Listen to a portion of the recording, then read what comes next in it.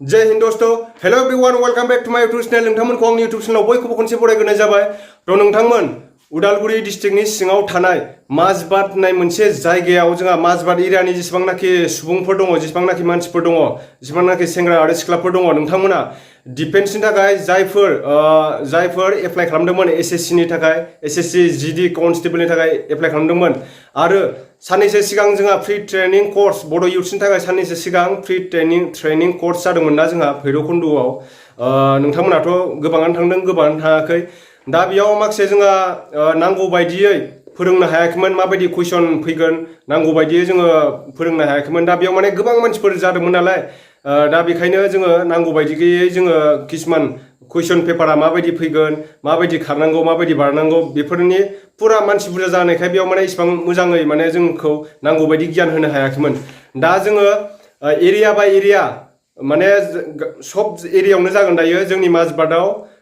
25 आगस्टनिफ्राय जागोन नोंथांमोन 25 आगस्टनिफ्राय नोंथांमोना फर्मखौ 25 नि सिगां एप्लाइ खालामनानै फर्म मोनसे हरदों आरो ना बे फर्मखौ नोंथांमोना फिलआप खालामनानै एबसु अफिसाव हैबानो जाबाय अल बड' स्टुडेन्ट इउनियन एबसु अफिसाव हैदां नोंथांमोन मिथिबायना बे फर्मा नैबेनो बाय'डाटा बेयाव गासिबो नोंनि नाम फादार्स नेम मादार्स नेम बेयाव गासिबो date of birth PAN card height नोंनि फरायनाया बेसेबांसिम फरायनाय बेफोरखौ होजोबनांगोन नोंथांमोन मबाइल नाम्बार जिमेल आइडि सब होजोबनानै अफिसाव हैबानो जाबाय आरो फर्म नांगौबा नोंथांमोना आंखौ कन्टेक्ट खालाम आङो डिसक्रिप्सनाव लिंक होनानै दोनदों इन्स्टाग्रामनि बेयाव आंखौ कन्टेक्ट खालामनो हागोन नोंथांमोना बेनिफ्राय 25 तारिखनिफ्राय जागोन नोंथांमोन 25 तारिख माने 25 आगस्टनिफ्राय जागोन स्टार्ट बेयाव माने एग्जामबो जागोन आरो ना नोंथांमोन एग्जामबो मोजाङै जागोन टिउसन बायदि फोरोंनाय जागोन मिथिबाय ओमफ्राय जोंहा बेयाव सेंग्राफोराबो फैनो हागोन सिख्लाफोराबो फैनो हागोन जायफोर एसएससि कनस्टेबलनि थाखाय नोंथांमोना एप्लाइ खालामदों दै थ' नोंथांमोन बेयाव आङो एसे हाइटखौ माने गोजौखौ बेसेबां नांगौ सेंग्राफोरनि थाखाय आं बेखौ बुंना होनो सेंग्राफोरनिया 162 सेन्टिमिटार जानांगोन मिथिबायना 162 सेन्टिमिटार बेनिफ्राय चेस्ट बिखा गुवारा ओरै बे बेसेबां जानांगोन मिथिबायना 76 बेनिफ्राय 5 इन्सि नोंथाङा बिखाखौ ओरै खालामनानै देखायनांगोन आरो ना 5 इन्सि फुवारनो हानांगोन एसटि फोरनि थाखाय दे बियो ओमफ्राय सिख्लाफोरनि थाखाय हिन्जावसाफोरनि थाखाय 150 सेन्टिमिटार गोजौआ आरो ना 150 सेन्टिमिटार बिसोरनो ओरै गुवारखौ नाङा बेफोरखौ नाङा ओमफ्राय मिनिमाम 10 पास जाथारनांगोन नोंथांमोन मेट्रिक पास जाथारनांगोन मिथिबायना मेट्रिक पास जाथारनांगोन जायफोरा एप्लाइ खालामखांबाय नोंथांमोना जोबोद मोजांनि बाथ्रा दायो बिनिनो जोंहा 30,000 भेकेन्सि फैगोन होनना बुंदों 10,000आ जोंनि बड' इउथ्सनि थाखाय एक्सट्रा दोनखाबाय आरो ना बड' इउथ्सनि थाखाय दा बेयाव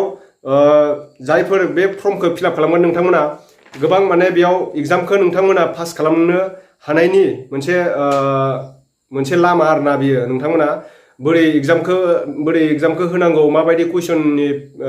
एन्सार फैगोन माबायदि एन्सारनि कुइसन फैगोन बेफोरबायदि आरो ना कुइसन होनाय जागोन बेयाव नोंथांमोना बे कर्सखौ लाब्लानो जाबाय टिउसन बायदि फोरोंनाय जागोन बेयाव 1 उइकनि थाखाय बुंदों दा 1 उइकनि बाराबो जानो हागौ माने फोरोंनाया दा आङो गाबोन हैगोन फर्मखौ थ' बिदिब्ला नोंथांमोना जायफोर माजबाद एरियानि नोंथांमोना आंखौ कन्टेक्ट खालामब्लानो जाबाय बेनिफ्राय अफिसाव थांनानै हैबानो जाबाय आरो ना फर्मा नैबेनो नायनानै ला नोंथांमोन फर्मा नैबेनो उल्थासो नुदोंदां बाय'डाटा लिरनाय दंखायो नै फर्मा बेनो बेयाव गासिबो लिरनाय दंजोबखायो नोंथांमोना बे फर्माव फटक नांगोन दै पासपर्ट साइज फटक होबानो जाबाय नोंथांनि फटकखौ होनानै हैबानो जाबाय आरो ना अफिसाव जमा है 25 तारिख नै गैलानो साननैल'सै दिनै 22 तारिख थांबाय ना 23 24 25 सानथामल'सै मिथिबाय 25 तारिखनिफ्राय स्टार्ट जागोन आरो ना ट्रेनिंआ नोंथांमोना 25 तारिखनिफ्राय क्लासबो जाखागोन बेयाव क्लासबो जागोन नोंथांमोना क्लासखौ लानो हागोन थ' बिदिब्ला नोंथांमोना बेफोरबायदिनो आपडेट मोजां आपडेट आं लाबोनो नाजाबाय थागोन आपडेट मोनबाय थागोन आंनिफ्राय जायफोरा आंनि चेनेलखौ दिनैसो नायदों नोंथांमोना साबस्क्राइब खालामनानै ला आरो बेजों लोगोसे खाथियाव थानाय